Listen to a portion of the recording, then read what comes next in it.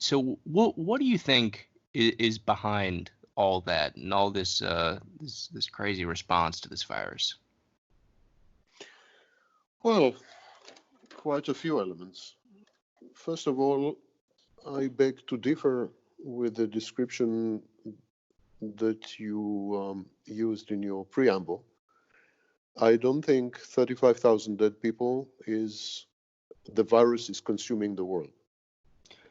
Oh, I just meant It's it's taken yeah, over our entire conversation, and I'm not saying the world's ending, right, of course. right. Well, the world is not ending. It's actually a pretty harmless virus as far as viruses go. Um, there has been media orchestrated panic because it's good for sales and good for eyeballs and for monetizing eyeballs.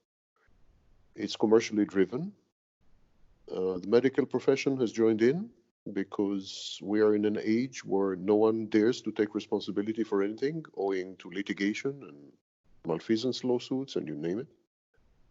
Politicians have been driven by popular pressure and because we don't have leaders as we used to. We have, nobodies, non-entities and wannabes. And we live in a narcissistic age and society where people are enamored with themselves, they're in love with themselves, they are preoccupied with their bodies, they are extremely risk averse and hypochondriac.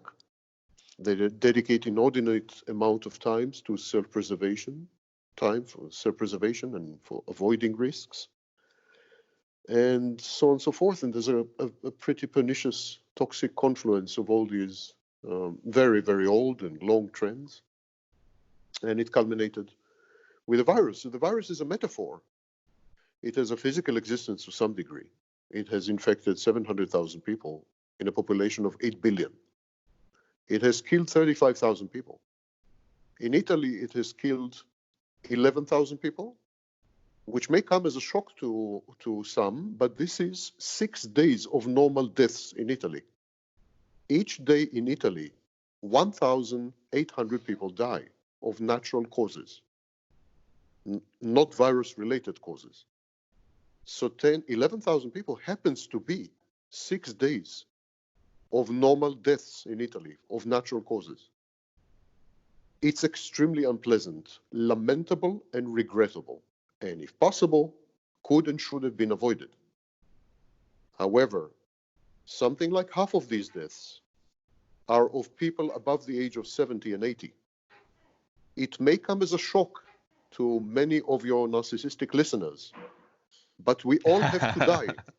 We all have to die at some point, especially when we are 70 and 80. It comes with the territory. It's part of the job description of being 80. So we have to die of something.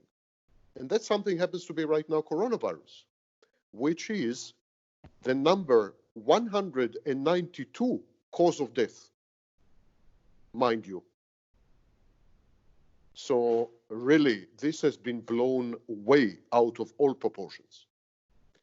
The regular flu, influenza, has killed last year influenza and its complications, related pneumonias and so on and so forth, has killed last year globally 650,000 people.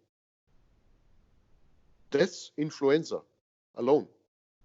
Influenza itself, without the complications, has killed close to 100,000 people, half of which in the United States, 40,000. That's influenza. And it's not even the number one killer. We kill people much more with sugar than we do with viruses.